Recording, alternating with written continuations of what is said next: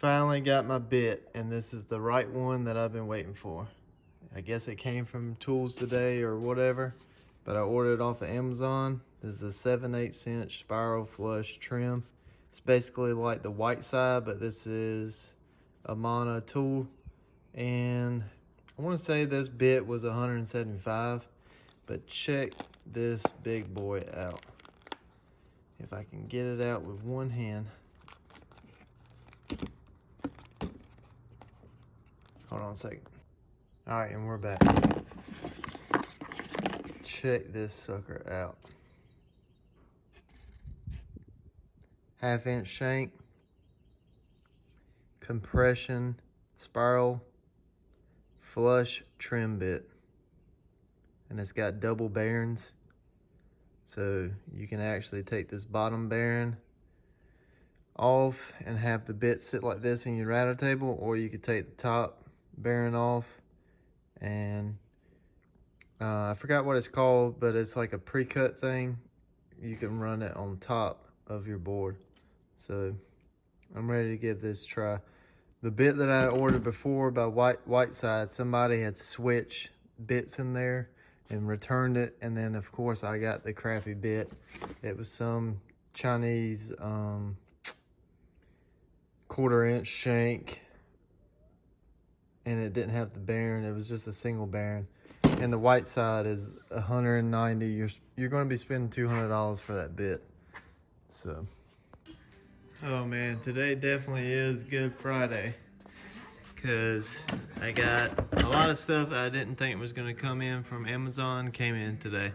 So I've got my wedges, and I'll show you the brand of these. I got these off of Amazon. I chose these for one simple factor: made in USA. I figured I might as well get wedges from USA since I'm getting a saw from China. So got the wedges.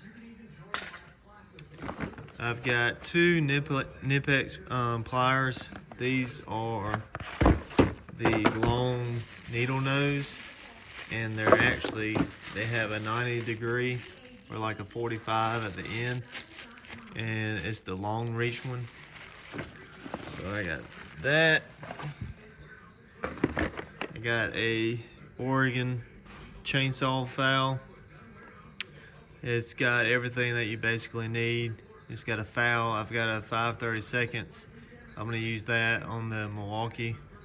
And then I got two handles, a flat file with your raker tool right there. Got that, and then I got a digital caliper.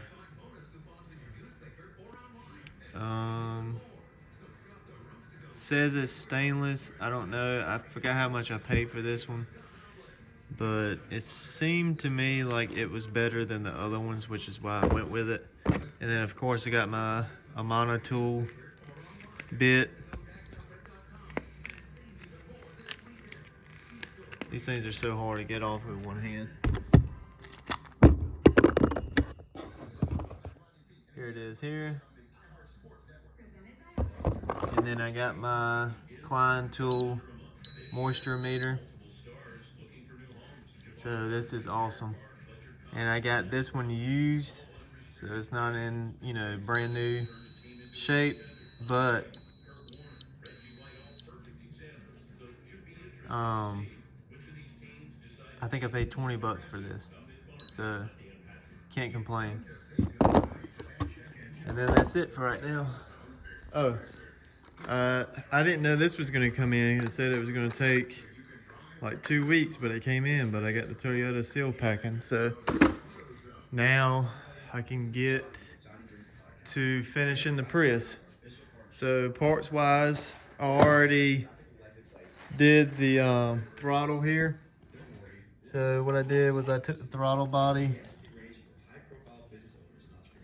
Can't really see it, but I took the throttle body off of the intake manifold, cleaned it out, flushed it out. I did not clean the intake plenum because I didn't feel like messing with the map sensor here. So I didn't clean the plenum, but it should be fine. I did flush out this EGR pipe right here. And I had to make sure that I got a new gasket. This one seems fine, but it does have carbon buildup and then some of the gaskets going on it. So I mean, the gaskets are cheap, and I ordered everything through Rock Auto. So this is one gasket that I'm not going to use, so that's a return. That one's for that pipe. And then I got my water pump gasket. This is for the oil.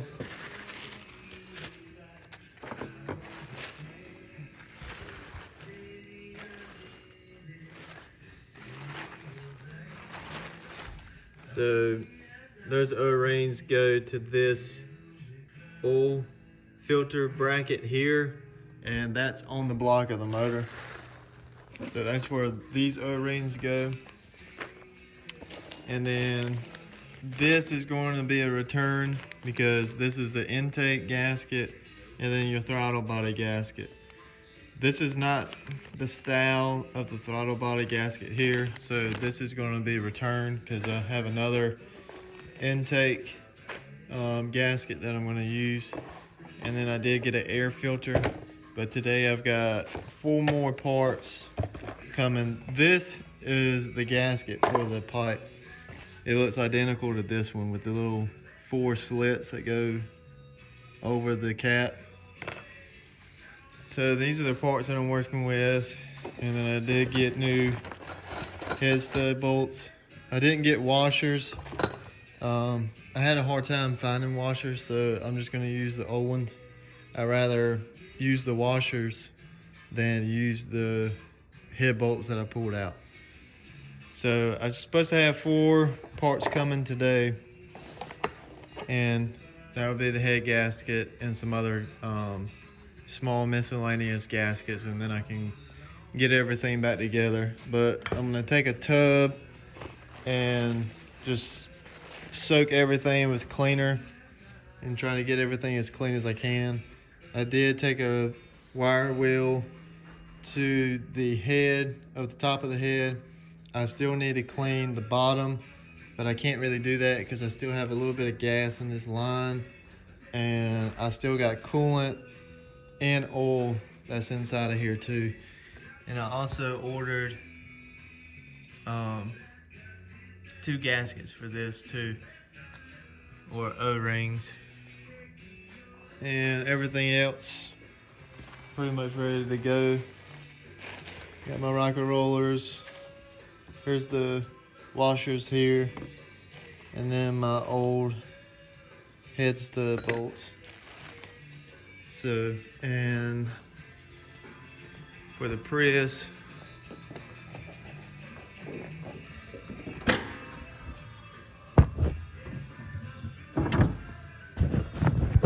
I did go ahead and clean off the block.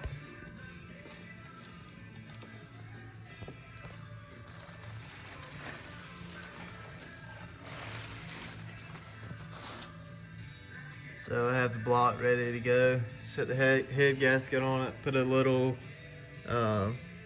FIPG Toyota packing right in these sections here, I think it is. I'll have to re-look at it, but I think it goes right here and then right there. And then I'll go ahead and put the head on it, then I can start working on all the other stuff. Oh yeah, I also got these Knipex here.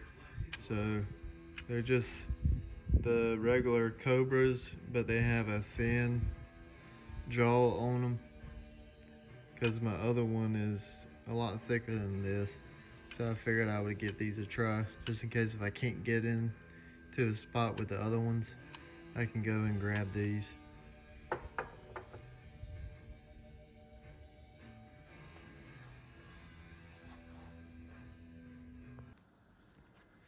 All right, when I took the fuel tank out of the van and I popped the fuel pump off, looked inside the tank, it was very, very bad. Like the tank had corroded on the inside, and I started vacuuming and stuff. And I was like, nope, I'm never gonna get this clean. So I bought a fuel tank off of Amazon, And then I got a lifetime warranty fuel pump from Advance Auto. And these you have to cut the harness and tap in the wires for these because they don't make the original little 4 square pin fuel pumps anymore, or like the connector for it. So you have to take it from this and wire it to that. And this is a 99, so you don't have to worry about these because these are a little bit newer vans here. But yeah, all I got to do is tap in this harness to the old harness, put these butt connectors up there, and probably heat shrink them. And then it'd be good to go. Run the fuel, throw it, get some pressure in it, and start her up. Check this out, you guys. My grandpa said, "Hey son, I got some walnut in the barn." So we go to the barn, check it out. He gives me a background story of the tree, and check out how much lumber he had in the barn. This is at least a walnut tree over 200 years old, and it's been sitting in this barn for well over 45 years, I believe. And he had this tree at his beach house in Pamlico in North Carolina, and he was, I forgot exactly why he was cutting it down, but he took his chainsaw and cut the tree down. He had a lot of his neighbors to say, "Hey, Mr. Wells, you need to keep that wood. That's a real expensive tree. You can get a pretty penny for the walnut."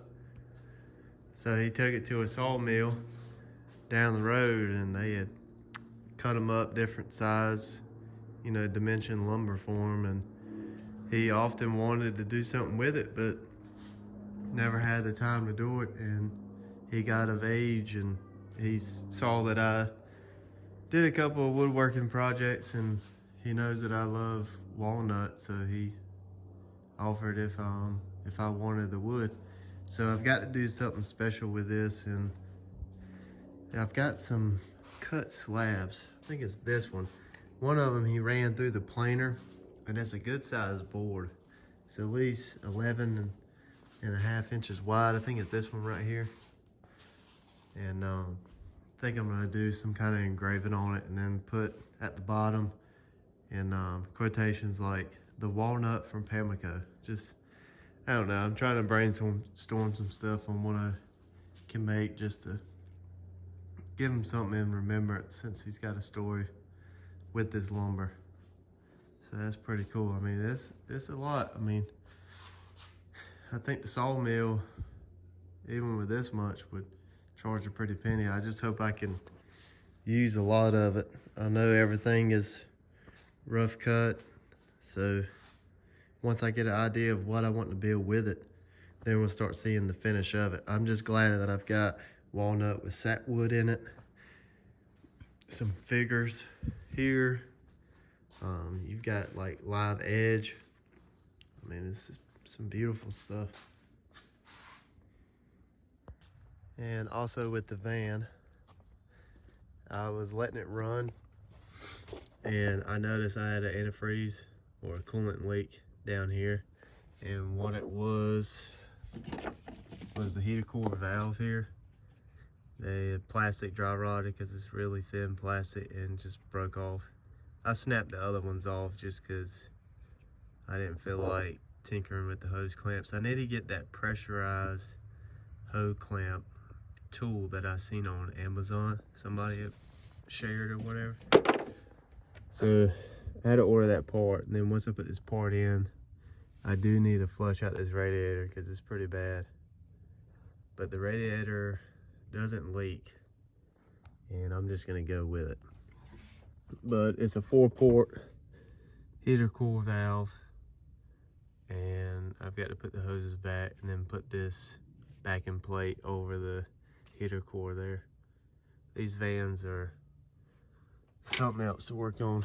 I do not like being able to not to get to anything, and you can barely get to the stuff on the inside. So made a parts list.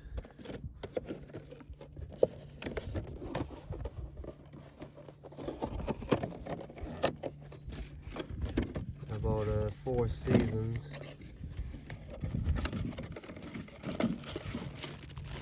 The heater core valve. And I did get a radio for the truck. And then I bought some spark plugs for the van. And then a Frame oil filter for the van. And then I picked up these they're metric magnetic nut driver sets, so they fit in your 1/4" drill. And they have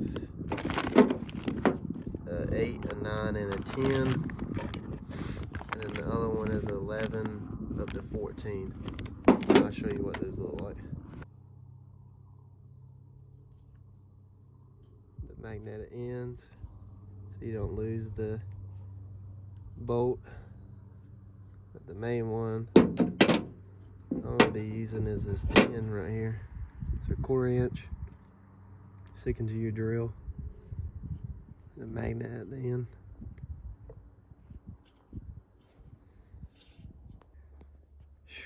This was close. Where is he at?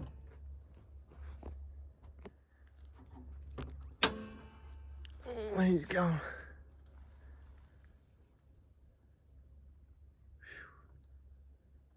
Pretty good size.